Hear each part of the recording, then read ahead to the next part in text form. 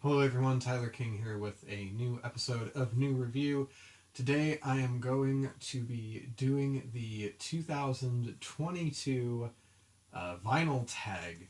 And if you saw my video of this last year, you'll know what it is. Otherwise, it is a tag that is made on the vinyl community's mainly like Reddit page, where there's a list that is posted, and then the challenge is for you to give your answers to the list in that post.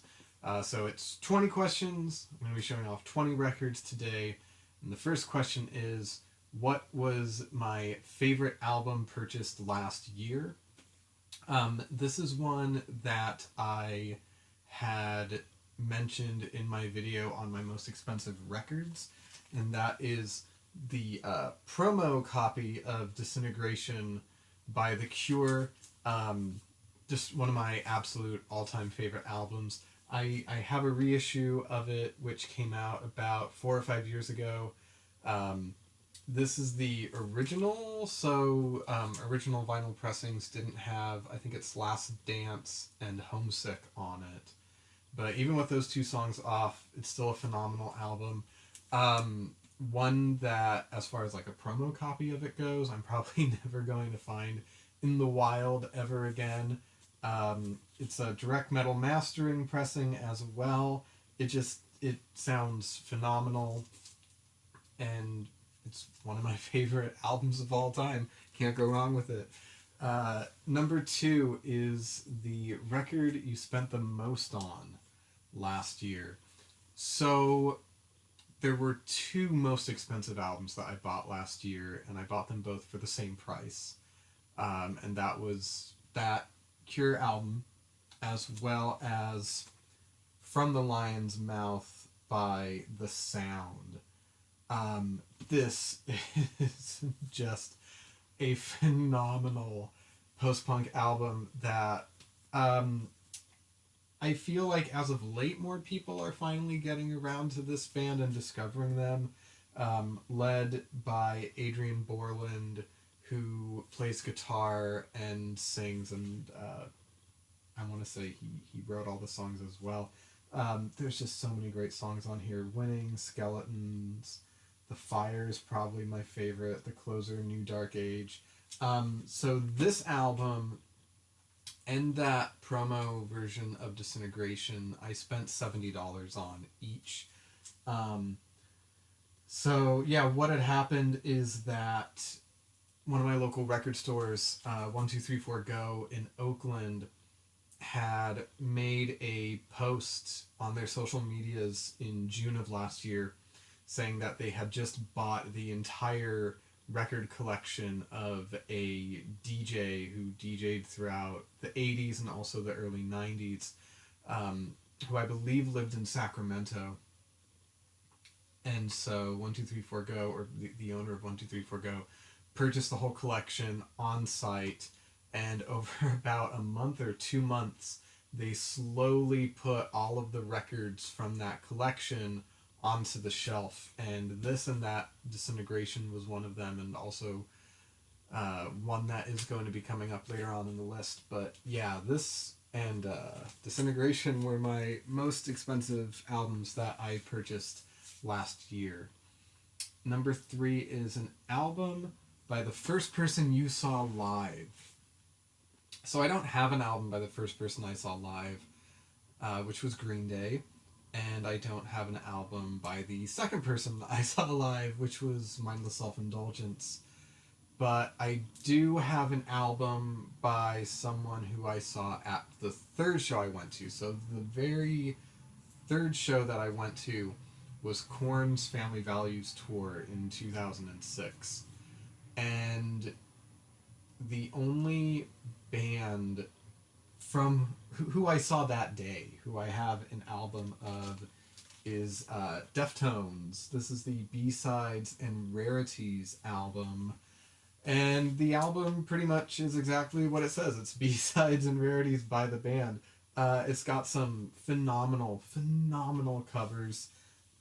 Wax and Wane, Simple Man, If Only Tonight We Could Sleep, The Chauffeur, and then a couple of acoustic versions like Change in the House of Flies, Be Quiet and Drive, and Digital Bath, and just a couple of other miscellaneous B-sides from, I think this is like pre-2002 era of the band. Yeah, it's a great collection, and unfortunately, it's the only Deftones record I have, which I should change, because a couple of their albums, particularly Diamond Eyes and Koi no Yokon, I really, really love. So I should add those to my collection pretty soon. Number 4 is show a record from a brand new band or artist you got into in 2021. And for that one, it is going to be the first album by the band Sunroof. So Sunroof is Gareth Jones and Daniel Miller. Daniel Miller, the founder of Mute Records, and Gareth Jones, a engineer who worked with bands such as Depeche Mode and Einstürzende Neubauten. And they finally made an album together, and it's very free-form, electronic improvisations. It's really good if you're into that kind of thing. Otherwise, I might not necessarily recommend this kind of release to you. But yeah, it's definitely an album that I think goes by very quickly. Yeah, there's not really a lot to say about it. Yeah, I enjoy it a lot. And that's Electronic Music Improvisations Volume 1 by Sunroof. Number 5 is an album still in the shrink. And that is going to be this one here. It's called Trace Magnetic, 1982 to 84. It says 16 tracks by 16 Italian underground bands who faded into oblivion before ever releasing anything of their own on vinyl. A natural compendium to the revolutionary post-punk years. Yeah, I picked this up while I was out shopping with my wife and my best friend out in Auckland. So bands like Frenetics, Polaroid, The Age, TV Dance, Ship of Fools. I actually don't think I've heard any of these bands before, but it was very interesting, and it's the kind of thing that I'm usually into. It kind of reminds me of the Killed by Death Rock releases that Sacred Bones Records did a couple of years ago. So yeah, I'll probably be opening up that later today and taking a listen to it. So that is number 5. Number 6 is a concept album. And so for that, I had to go with the classic, The Rise and Fall of Ziggy Stardust, and The Spiders from Mars by David Bowie. So this is an original pressing, which I had signed by Woody Woodmansey, who's the drummer of The Spiders from Mars. When I saw him and Tony Visconti's band play in 2016 at the Fillmore in San Francisco. I mean, what can you say about the Ziggy Stardust album that hasn't been said before? It's not my favorite Bowie album, but as far as concept albums go, it's probably my favorite. Yeah, there's no real bad song on here. They've all pretty much become classics by this point. Yeah, it's a solid glam album from the 70s. I mean, what more could you want?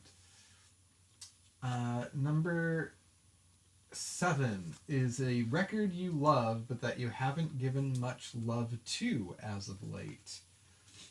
And for me, I chose Around the World in a Day by Prince. Truth be told, I'm not the biggest Prince fan in the world, but I mean, and I'm going to sound like pretty much everybody else in the world, but his run from the pretty much from the 1999 album up through and including Parade, I hold up as one of the best runs really in popular music. And of those albums, my favorite has always been Around the World in a Day, which I feel gets overshadowed a lot by 1999 and especially Purple Rain.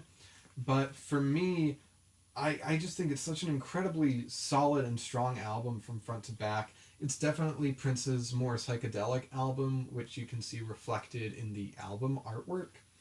But, I mean, gosh, the title track, Paisley Park, Raspberry Beret, Pop Life, The Ladder, The Closer, Temptation, just such a strong album from front to back.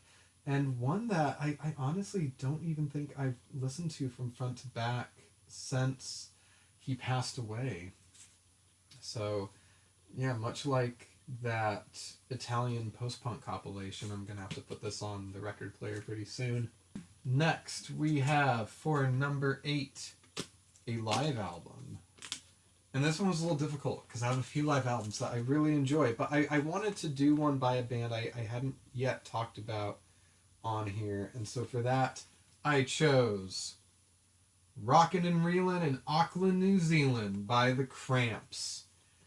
Made on August 30th, 1986 at the Galaxy in Auckland, New Zealand. And this is just such an insanely powerful live performance. I mean, I can't really think of a better word for it. Unfortunately, I never got a chance to see the Cramps. I know a lot of people who have, but it felt like, at least from watching their live shows or hearing their live shows, they had so much more of a like frenetic energy that they would put into their performances that you wouldn't get just by listening to their studio albums. And I think that this really is a great example of it. Sunglasses After Dark, What's Inside a Girl, Can Your Pussy Do the Dog, Do the Clam, Bird Feed. I mean, it's just Lux Interior, Poison Ivy, Nick Knox, just running at full steam and not giving up. Just a phenomenal live album. And if you haven't heard it yet, I very highly recommend it. Number 9 is an album from a different continent. And so for this one, I realized it would be very easy to just pick an album from Europe. And then I kind of wanted to do one from maybe Australia, maybe something from South America. But I decided on, and I unfortunately am not going to be able to pronounce the name of this album, but it is by a Japanese musician called Mayo. And the weird thing about this particular album is that side A and side B have two completely different backing bands. Side B, the backing band, is the Beaters Family. I've never really heard of before. Side A, the backing band on side A is a little known band called Oingo Boingo, which just absolutely blows my mind. So it's essentially, at least the first half, is Oingo Boingo as the backing band of a Japanese city pop / just standard pop singer. It is a incredibly weird meeting of the two, but it's so good. I can't recommend it enough. I feel like you should be able to find the music on this pretty easily on YouTube. It's just, it's one of those things where like I really wish I knew what the circumstances were that made this album possible. Number 10 is show the most out of your comfort zone record you got in the past year. And I suppose for me, that would be You Know What I'm Saying? By Danny Brown. Now the reason why I chose this is because hip hop and rap is not necessarily a musical genre as a whole that I'm incredibly familiar with. I do have some favorites of the genre, and I had heard Danny Brown's previous album, Atrocity Exhibition, before and absolutely loved it. But as far as, like quote unquote current hip hop and like current rap goes, I don't tend to keep updated too much. And one of my other local record shops, Up the Creek Records, which is in Walnut Creek, California, was doing kind of like a sidewalk sale. This was there, and I hadn't heard it before, but I figured, you know what? I know for sure I really like one of his albums, and if I buy this and I don't like it, I've only wasted, it was like $10. And it's good. um, Closer Combat is so good. Dirty Laundry, Savage Nomad, Negro Spiritual featuring JPEG Mafia. It is just an incredibly solid album. And while Atrocity Exhibition did lean really heavily into what I would call industrial hip hop, this one really plays it a bit more straight. And I really enjoy Danny Brown's delivery, which can really make or break really most any MC for me.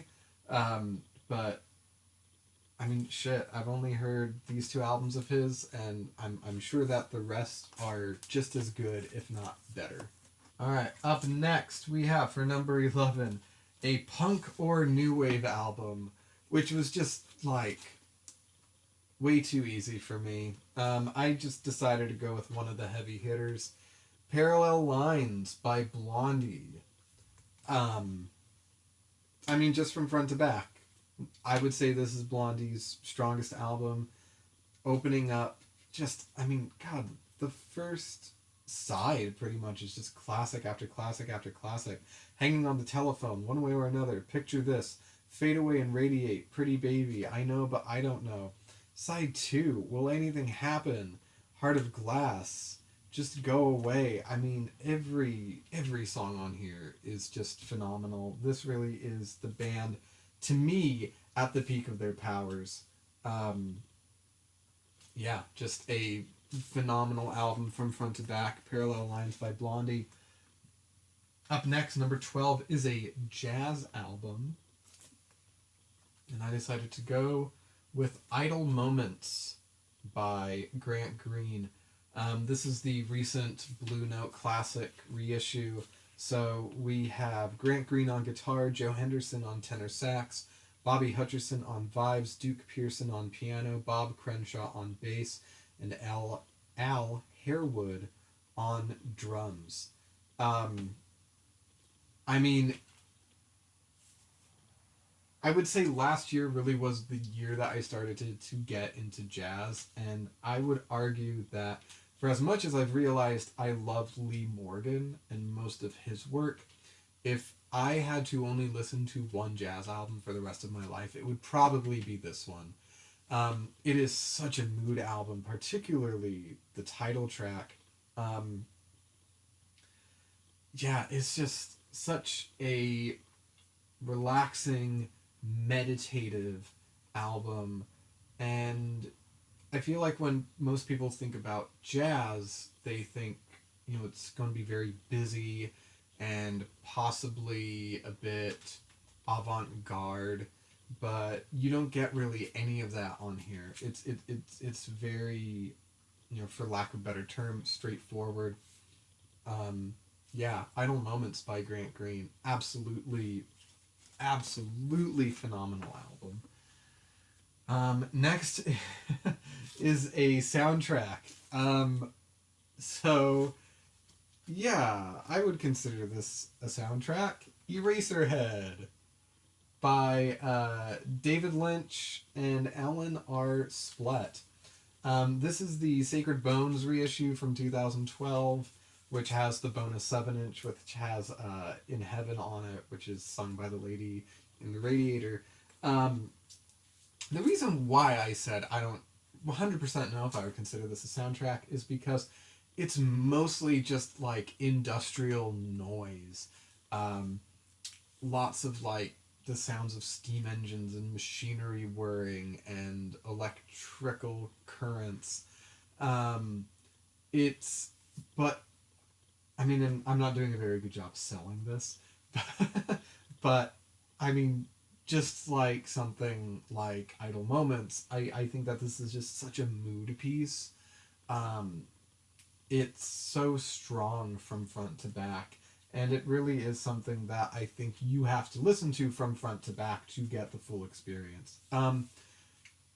Not for everyone, but for me, it hits just right.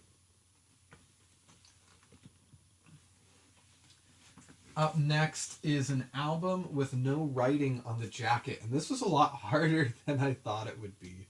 But I finally found one, and that is Power, Corruption, and Lies by New Order. Literally, the only text on it is down here at the bottom saying made in Italy by Bass Records. Yeah. And even on the spine, it literally just says Fact 75, which is the catalog number for this one.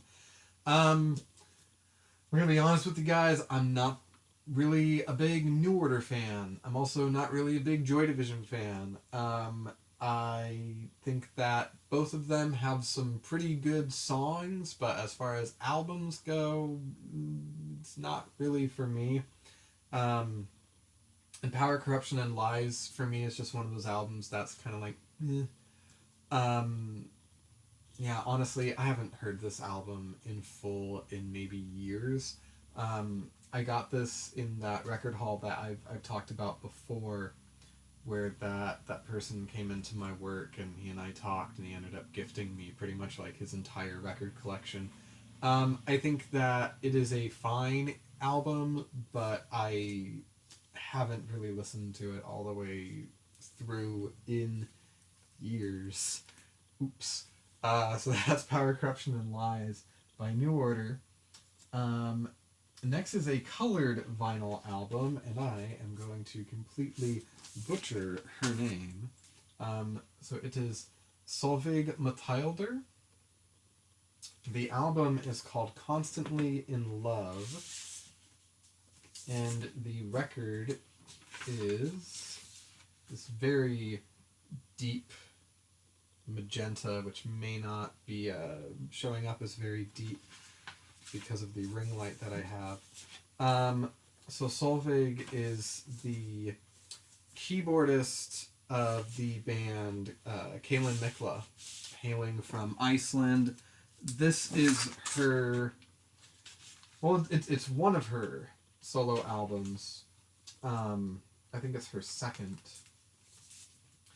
And this is much more in vein of like a new romantic sort of sound than Kaelin Mikla's more kind of like icy, isolation feeling post-punk. Yeah, this is just a very, very strong record from front to back. Constantly in Love, My Father Taught Me How to Cry, Dystopian Boy, Your Desperation.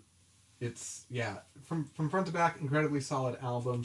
I think that more people should listen to it, and that is Constantly in Love. Up next is my Pride Dig of 2021, and this is also a record that I had mentioned earlier when I was talking about, meaning I'd mentioned it in a previous video when I was talking about the most expensive albums in my collection, and that is the copy of this album that my wife like threw into my hands, which is Tinderbox by Susie and the Banshees. And if you haven't seen that video talking about expensive albums, you may think, well, Tyler, you ding dong, you can get this at Half Price Books used for not $15. Well, boy, do I have some news for you. So this has some flyers in it. Like for Out of Bounds, which is a movie that Susie and the Banshees appeared in.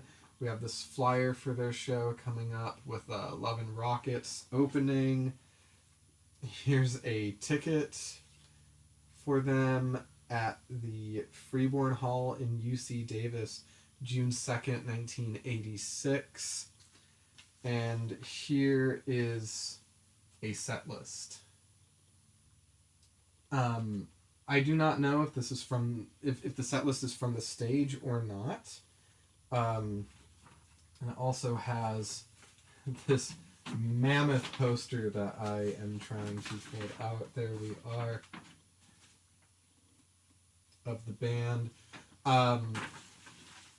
Yeah, Tinderbox is for me one of the best Susie and the Banshees albums. I already had a copy of it, but again, this was from that DJ hall that 1234 Go Records in Oakland had gotten a hold of, and basically the way that my wife put it was that, like, when else are you going to ever be able to find something like this? And I mean, God, Tinderbox might just be my favorite Susie and the Banshees album. And so, yeah, that on top of everything that came inside of it, absolutely my most prized, like, record dig of last year. Up next is show a record from a band from the past that you totally bypassed or slept on until recently, and that is going to be Kimono My House by Sparks.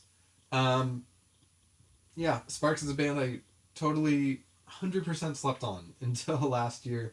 The first movie that I saw in theaters since the pandemic started was the Sparks Brothers documentary by Edgar Wright. I saw that at the Texas Theater in Dallas with two of my best friends and my wife, and absolutely turned me into a fan of this band, or at least some of their music. That's a story for another day.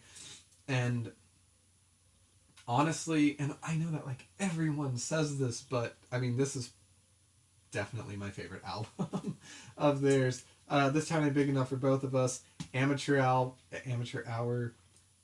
Equator, Thank God It's Not Christmas, Falling in Love with Myself Again, just front to back. I mean, there's not a bad song on it. Next, number 18 is a box set, and that is going to be The Six Strings That Drew Blood by Roland S. Howard. Roland S. Howard was the guitarist of The Birthday Party, These Immortal Souls, Crime in the City Solution, as well as, of course, being a frontman in his own right, and releasing two incredibly powerful albums, Teenage Snuff Film and Pop Crimes. This I won about 4-ish years ago. There's a Roland Howard tribute page, and they had kind of like a contest where you, like, reshared this picture, and you could win different things. And I ended up winning this box set, which is great because it's absolutely just phenomenal. It has four records inside.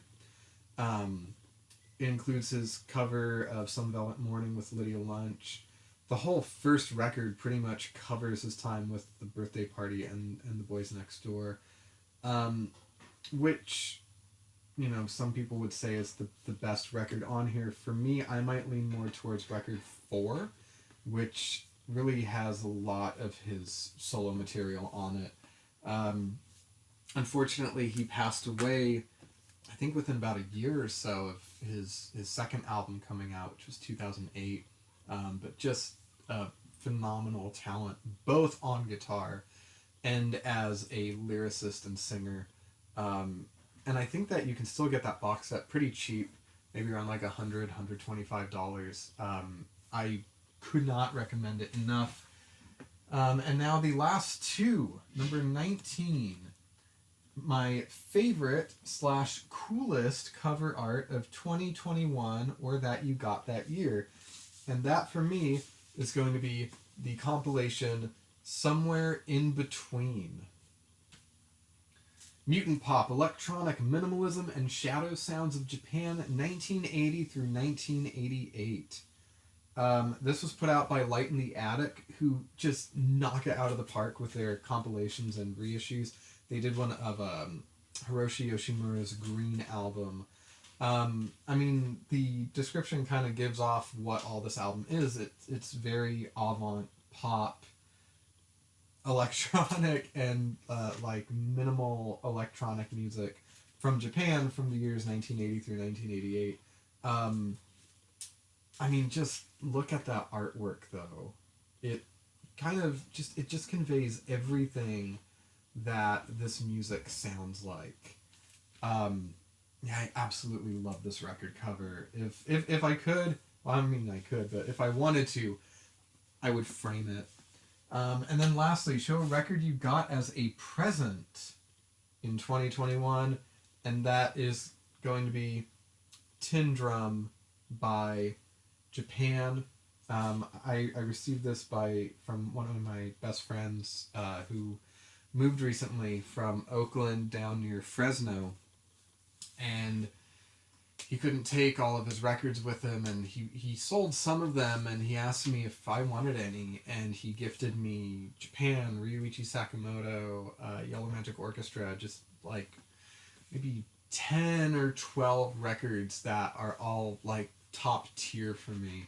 And so I could have chosen any of those, but since I'm doing the Yellow Magic Orchestra retrospective videos, I wanted to shoot something that wasn't Yellow Magic Orchestra, and so Tin Drum by Japan. And that is my vinyl tag of 2022. I want to thank you for watching. If you are interested in getting videos like this a little bit early, please consider subscribing to my Patreon. I'm going to have a link for that in the description below. Thank you everybody for watching, and I will see you on the next video. Keep listening to great music.